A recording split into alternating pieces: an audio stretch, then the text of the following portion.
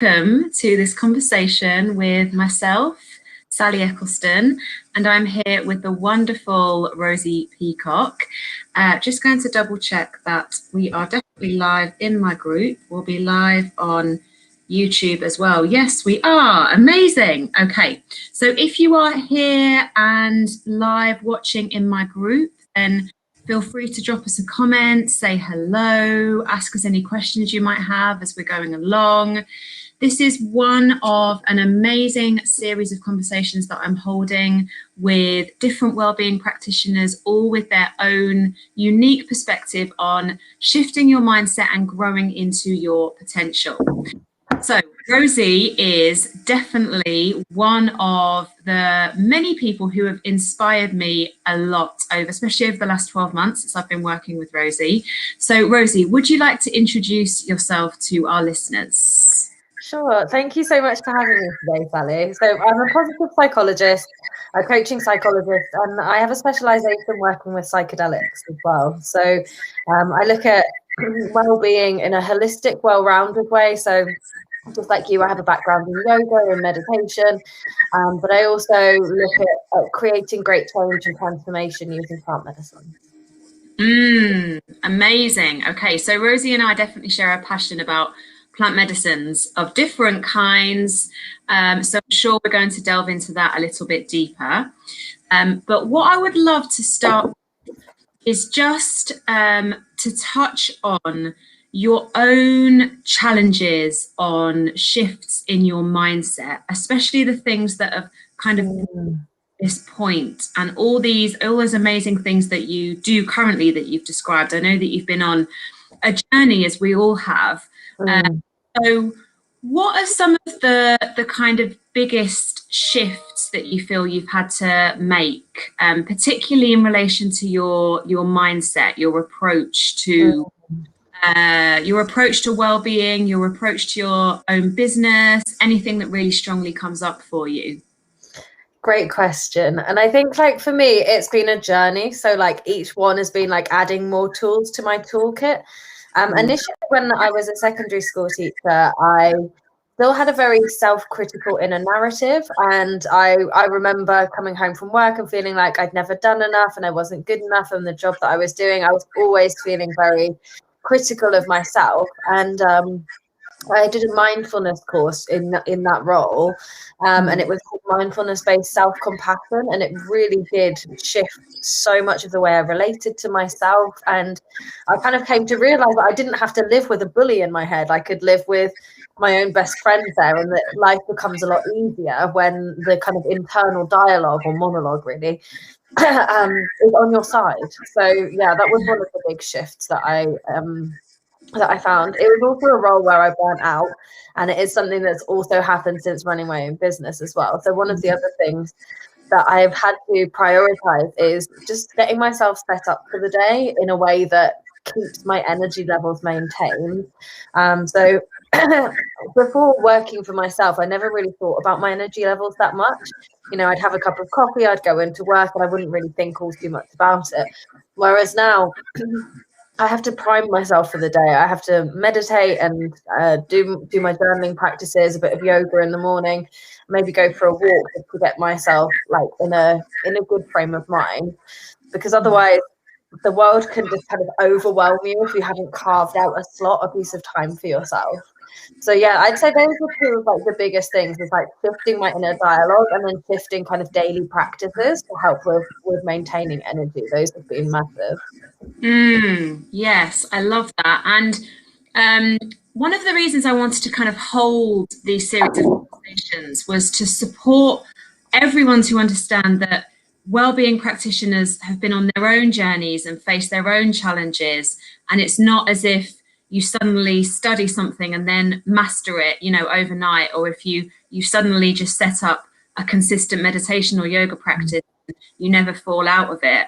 Like, I think you've perfectly illustrated there that with those 2 points that we all have these challenges to overcome, whether they're about our own inner dialogue or about our daily habits. And like, I definitely notice if I have a really busy day ahead of me, just how I'm feeling by the time I get to lunchtime, aside 5 minutes at the beginning of the day compared to if I haven't, is like drastically different. If I feel that I have to jump in the car and get somewhere or eat really quickly or whatever it is, there's something about that effect on your nervous system, isn't there? With those like really distinct and daily habits as well, about the consistency. So I think that's, yeah, I think you've like illustrated that really, really well. And I mean, you know, I'm like a huge fan of Selfcompassion. I love Kristin Neff's work. I often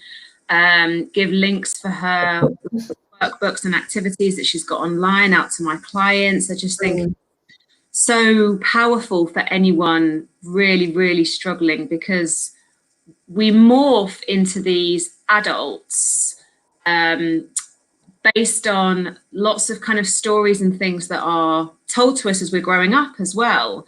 And not that it's, you know, not that we're trapped by our childhood, but I think self-compassion is such a huge thing for people to work on if they have had really challenging life events, because we don't live in a society where we're necessarily taught to be kind to ourselves. It's something that we really have to cultivate for ourselves, right? And then, you know, pass it on to our family members.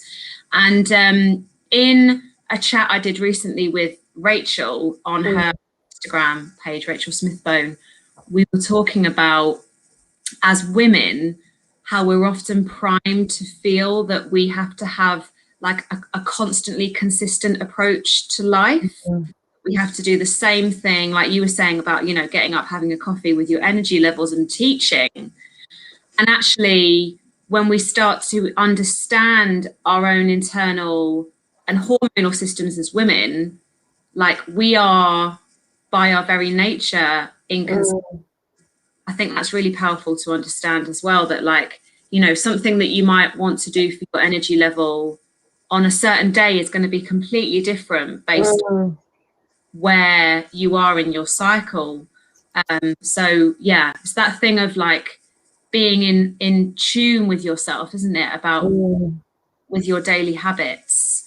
So is there anything that you have found, you know, like super powerful in terms of a particular practice, or just things that you've, you know, talking more specifically, that you've added to your toolkit over? Yeah, so for me, I work a lot with neuroplasticity, and so change starts from changing the brain and the brain pathways. And this is why I came to work with plant medicine, but it's also why I work with things like meditation, mindfulness practices, even things like learning actually increases your neuroplasticity. So, you know, whether you're learning a language or an instrument, anywhere where you're creating new neural pathways, you're having to do new things, thinking outside of the box. It allows you to create a more malleable brain. And so for me, if I'm looking at creating change in my life, that's usually where I'll begin, is looking at the practices that increase my brain's malleableness. And so one of those is journaling for me. It's a tool for self-reflection. It allows me to check out the thought processes that I have and to just check in with them and to see whether they're actually serving me.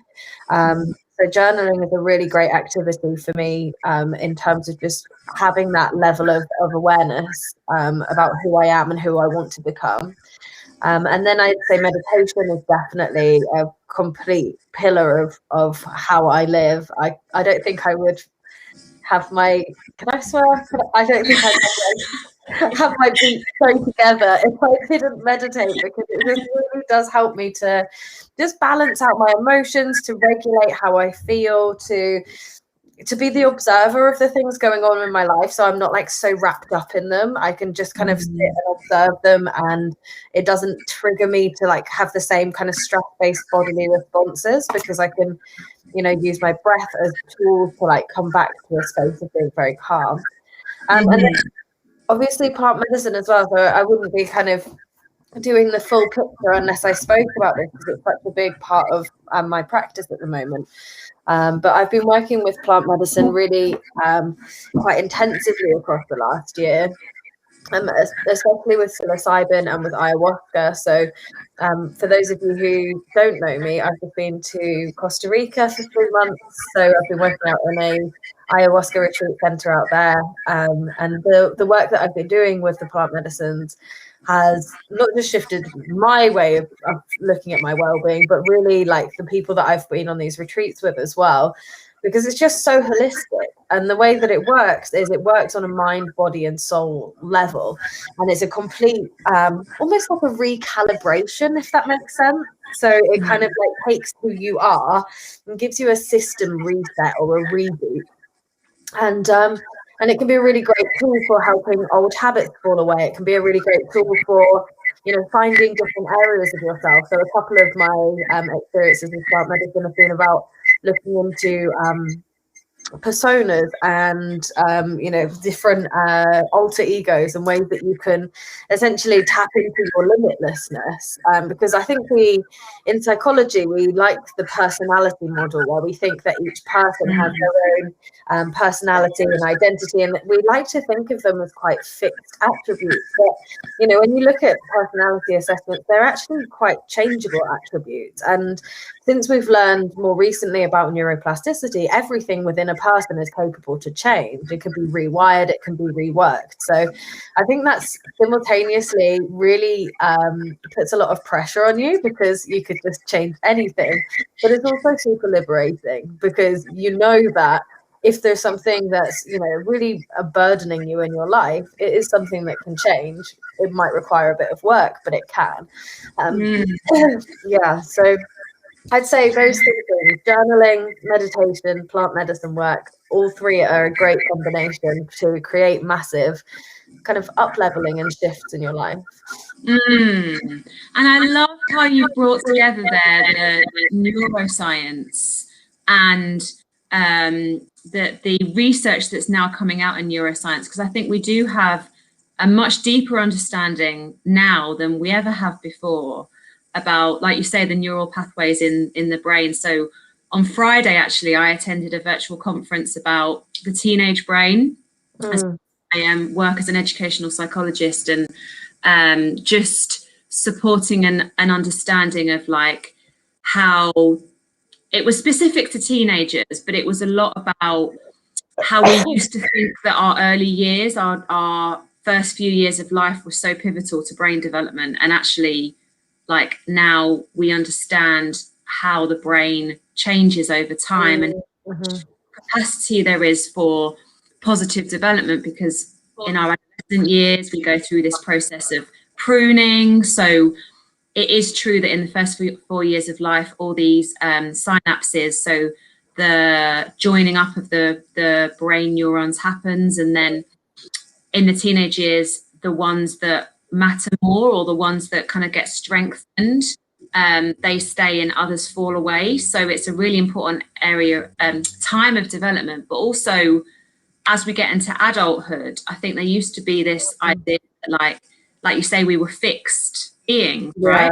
Finished. And now, like the finished product, and that we couldn't form new habits. And it's just, I just feel really like excited that there's this new, you know, generation of people coming through that are paying so much attention to the science, because I love this concept of bridging science and spirituality. And like, I think we're seeing more and more that they do map onto each other. So the things that have been studied for thousands of years are now being proven in science. And yeah, I've really been getting into neuroscience the past like couple of weeks, actually. I wasn't ever something I'd like delved into, but I just think like all of the technology that we have, especially MFR scans and the ways that the adult brain can be to change. And it's so true, isn't it? Like whatever you practice and whatever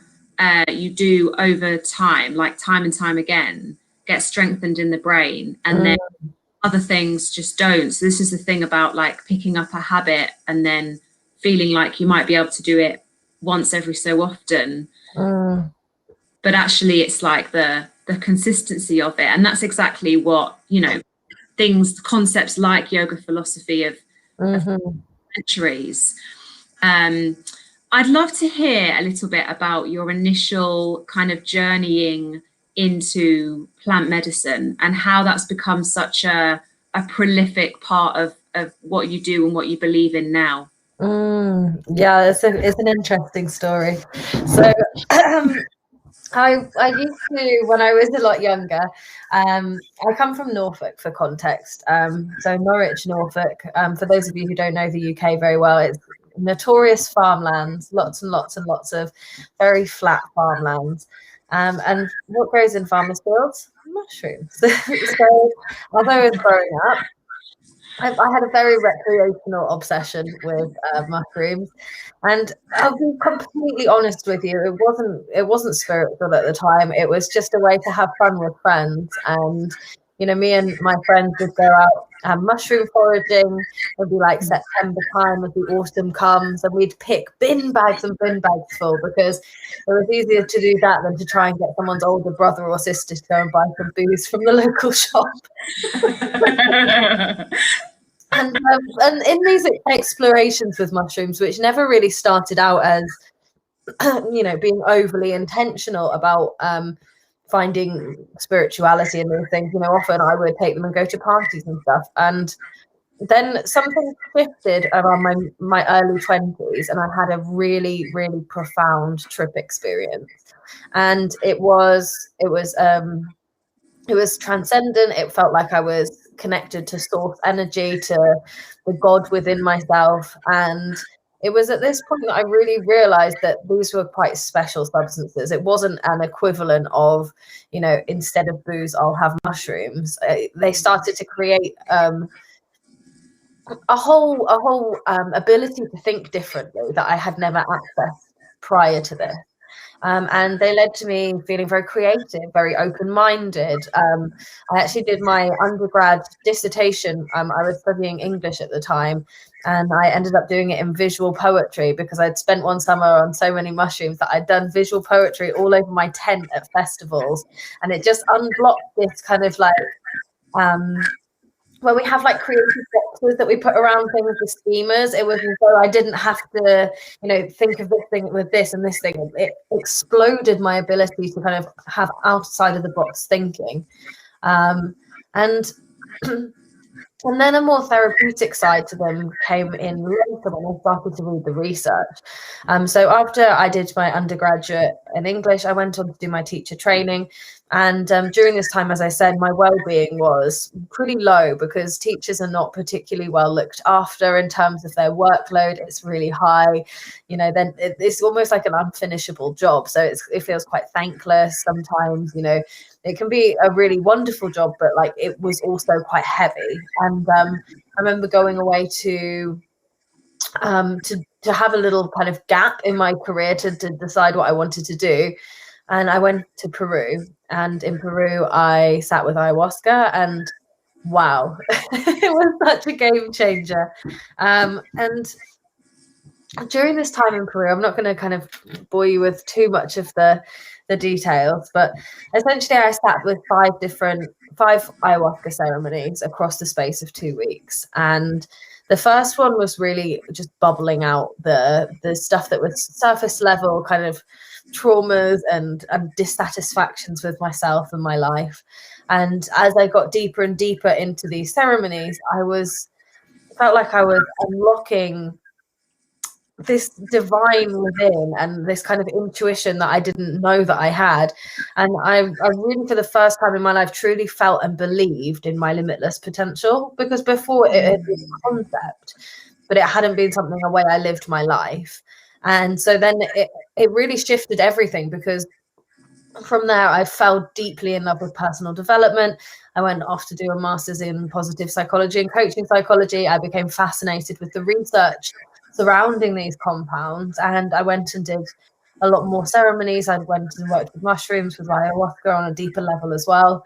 And something that I found that was coming out in each of these sessions was that it's almost like a spiral, and you have like a concept of things in this way, and then as soon as you go around again and you address the same thing, you get a completely new perspective on it, and then you can address the same trauma from several different angles, and it's like you pull a piece of thread and like the whole thing unravels the knot that you've had in your psyche. I don't know if I'm doing a very good job of explaining it for people who've never worked with these substances. It's quite difficult to put a psychedelic experience into words that kind of come across as being able to be understood. But yeah, I would say that my journey came from recreational, it moved into therapeutic, and then more recently in my later years has been definitely a spiritual connection as well. So it really has been a holistic thing for me to work with them shamanically in the jungle, to work with them therapeutically here in Europe, and then also to have, you know, kind of grown up with these things being part of the woven tapestry of my misspent youth. So yeah, and yeah, thank you for giving us that summary of the background. It's so fascinating. I'd love to talk more about the research that's coming out about the use of plant medicine in trauma and the kinds of trials that are being done, because I know that you're very clued up about that. But just to kind of say a little bit about my own experience, because I know for some of the people listening, they may have had none to, you know, a tiny amount of their own experience of plant medicine. There's still this existing concept, obviously, with these substances having been illegal for a long time in the UK, of them being something that, you know, can be really harmful, or something that you use to get a bit of a high. And I think for me, like, my youth was definitely very alcohol orientated. Like, I wasn't living in a rural location, so kind of going out mushroom picking, like, that would have not been on the scene for me. But I have definitely felt a shift since starting, just, I guess, being aware and curious about plant medicine is always like the first step, isn't it? Because your mindset, it's like you're not just going to go from kind of not knowing about anything or being very even anti something to immediately getting really interested and getting really open and maybe go to a ceremony. Like, for some people that might have been their experience if they've been traveling, but I know for me, as I spent a lot of my 20s kind of struggling with periods of low mood and depression, and I felt that the modes of, or the ways of help that I was accessing, especially via like the health system in the UK, so kind of talk therapies, counselling, would help me, but only to a certain extent. And I think something that I've really experienced myself over the last like 10 years is just this move from kind of like knowing something on a cerebral logical level to actually embodying it and really like feeling it. And like, I'm still like, that's been coming up for me really strongly over the past few weeks. Like you were saying about understanding your limitless potential, I think something that plant medicine opened up for me was like that fact that I could kind of think that there was more available for me, or I could think that I was a really powerful being, or I could, you know, I could think about my own healing journey. But it's like there's such a massive step from there to actually embodying that, to actually like feeling it. And I think it's got to be a feeling that you move forward with in your life. So I've sat with ayahuasca twice in ceremony, have some experience of psilocybin, haven't done a kind of a led or guided ceremony with psilocybin. I would say my most recent experience is more with ayahuasca, but definitely opened up like a lot for me in my life, just in terms of increased empathy with others. Just actually having that sense of like feeling what other people have gone through or are going through, which is transformational for me. Just things like being more open to receiving, being more open to asking for help. And I think, you know, those two examples that I've just given, you can kind of like think about them, or you can think, oh yeah, okay, I know I'm on this journey and I want to focus on this one thing. But the thing is with plant medicine is that it never really delivers what you think it's going to. Like, you can never really predict or understand like the true power of it. So just for kind of people who might be listening, who have like very little experience with plant medicine, because we would count things like cacao as well, right, as a plant medicine. So these are compounds that have been used for thousands of years in cultures and in countries where people lived in tribes, and as you say, kind of using compounds much more shamanically. Could you just sort of explain for people how we understand now the kind of the therapeutic use of medicine? So for people who might just like have next to no knowledge, maybe say about, you know, the increased use of them therapeutically recently, and how that's come about as well. Yeah, sure. So in terms of, I'm just going to go through a couple of the terms, because there is just for clarity. So we've got psychedelic, which is psyche meaning your mind, and delos meaning revealing. So these are mind revealing compounds.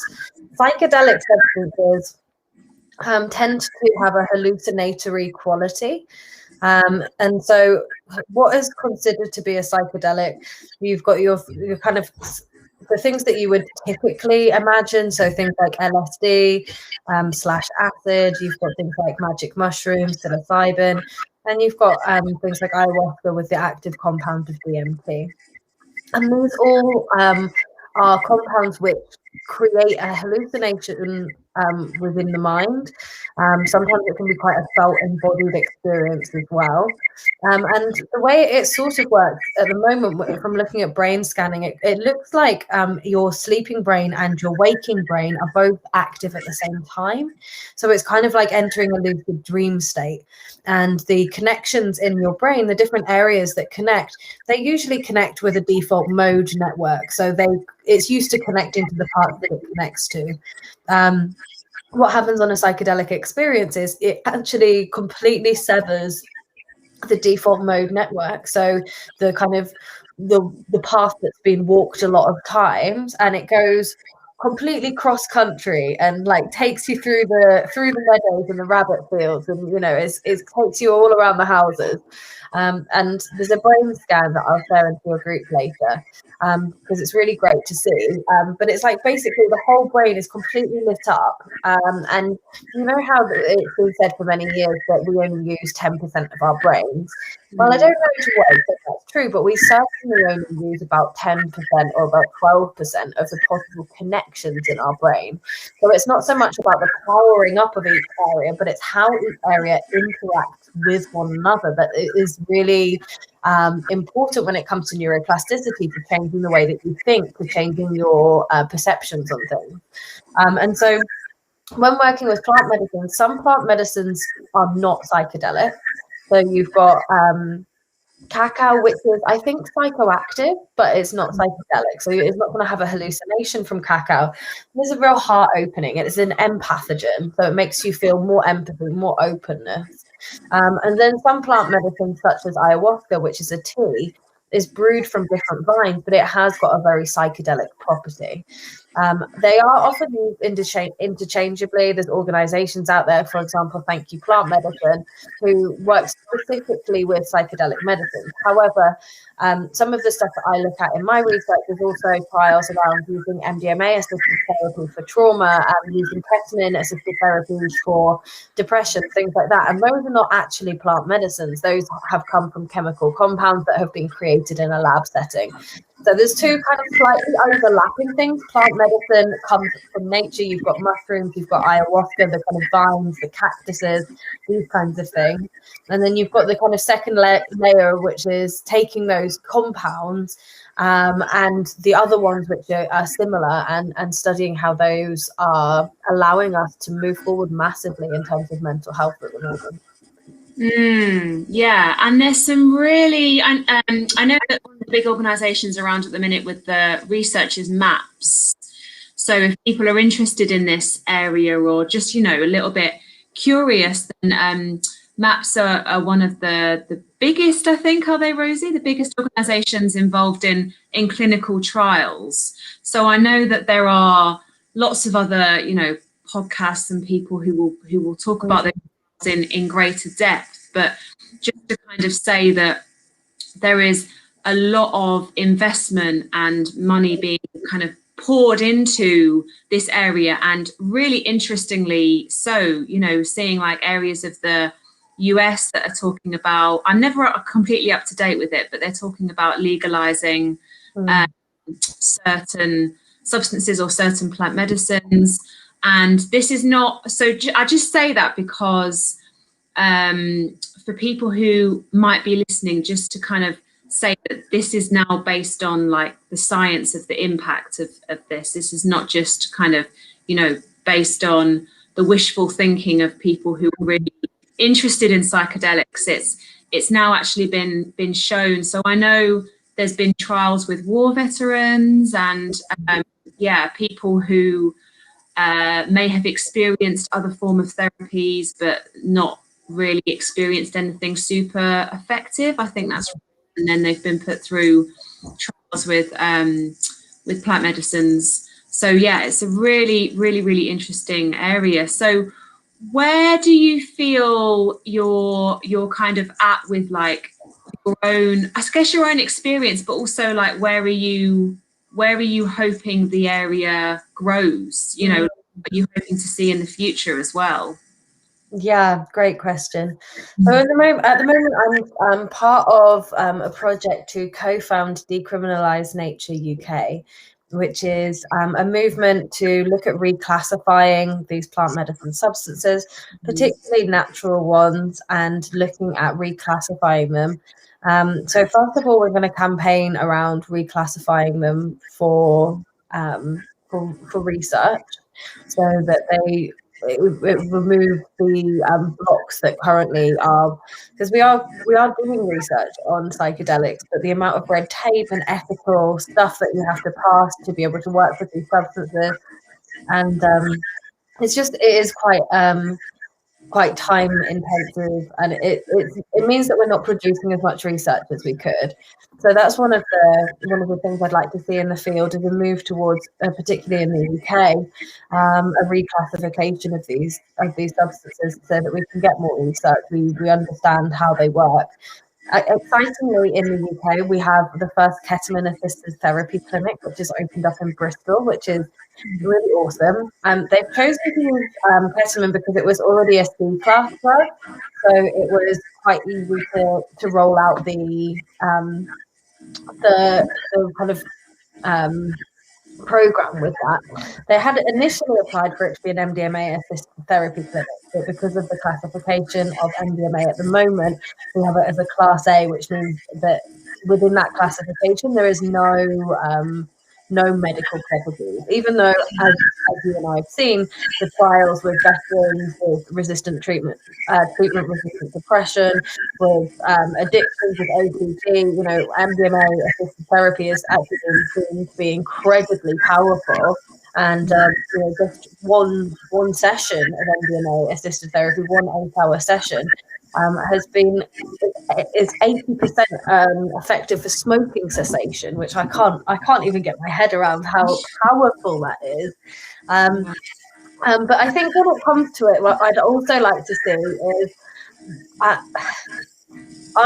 personally feel like the medical model strips the nature out of things to make it more controllable, and so they'll take psilocybin out of mushrooms and put them into a pill-shaped format, you know. And a lot of the work that I'm doing is around campaigning to legalize nature in its format, because I think we can go too far into the medical model and into the therapeutic clinical space without looking at it shamanically, holistically, seeing the kind of lineage and those kinds of things. So I'm really hoping that, you know, as this grows in popularity across the next 5 years or so, we see a push towards better legislation for these substances, more research coming out, and ideally to see it being embraced in its natural form as well as in its clinical form. Yeah, amazing, super interesting. Yeah, this whole thing about the legalization in the UK, I know I find it really fascinating, like the different beliefs, the cultures that exist all over the world, like different kind of governments' approaches, and yeah, just the dynamics of like who's involved, and you know, history of certain substances within different countries. I feel like in the UK, we're still working with some degree of like closed mindedness, right? Like a lot of, you know, we're really, really open to the idea of alcohol and like quite high alcohol consumption, but then although people might have delved into other things or other substances, that there's still a certain lack of awareness about like with things safely, because that's like really, really important.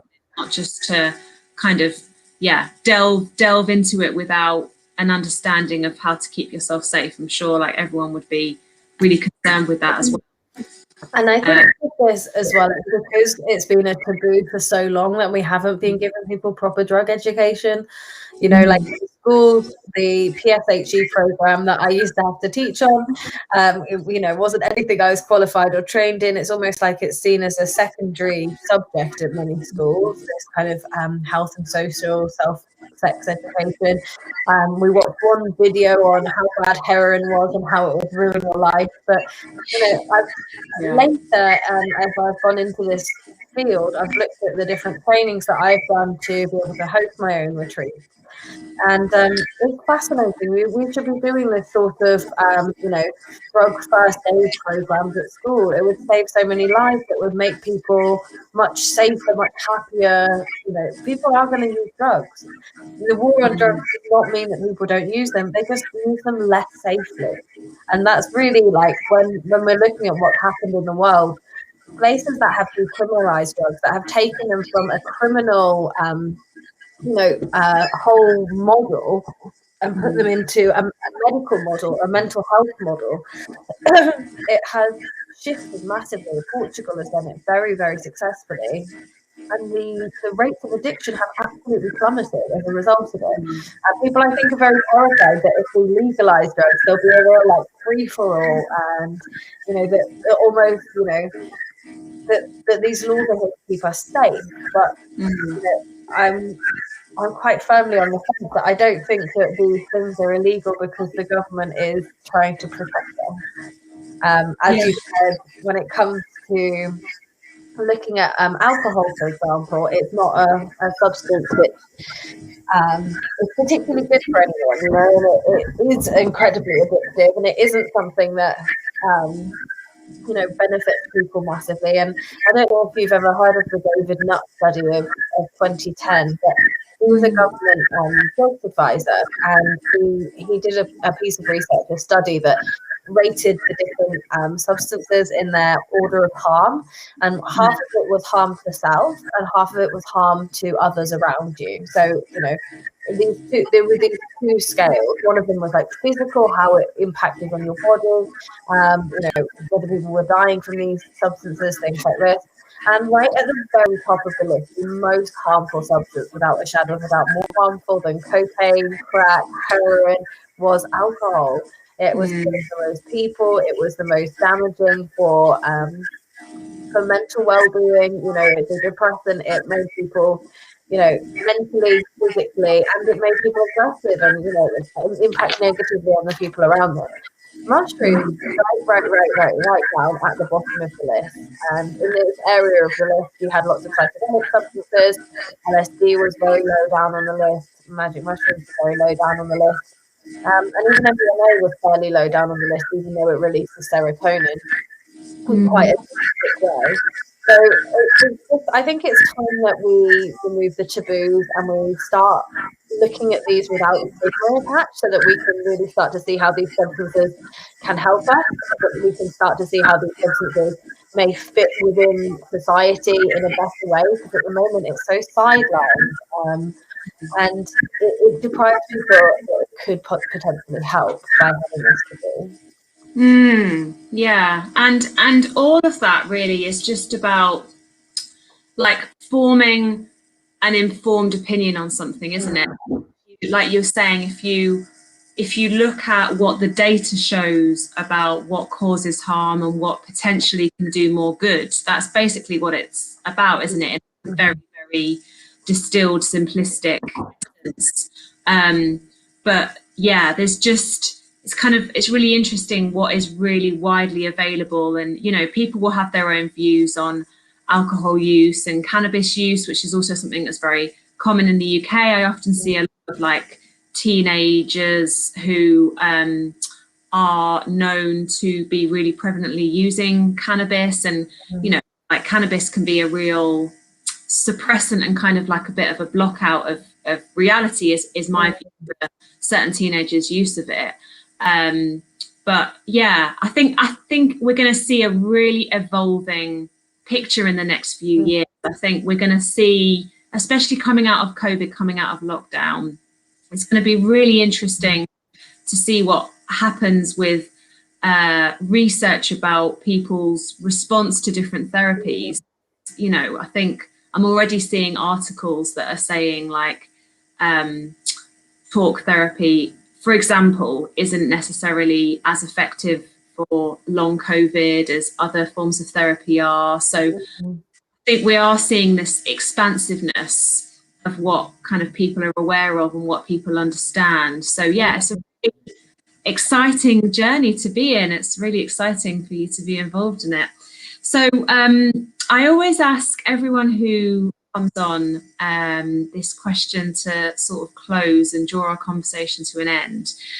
And it's, if you were talking to someone who is really struggling right now, or who maybe is at the beginning of a journey, so whether it's a spiritual journey or a well-being journey, if you had some top tips to give them, maybe to specific actions to take, or just, you know, things to consider, maybe thinking particularly about people who are struggling coming out of lockdown. You know, we've seen another lifting of restrictions here in the UK today, and everyone's taking their own journey with that. You know, some people will feel really happy about things reopening, but for others it can cause some anxiety. So if you were speaking to someone who was struggling right now, what would be some real top tips for them, or pieces of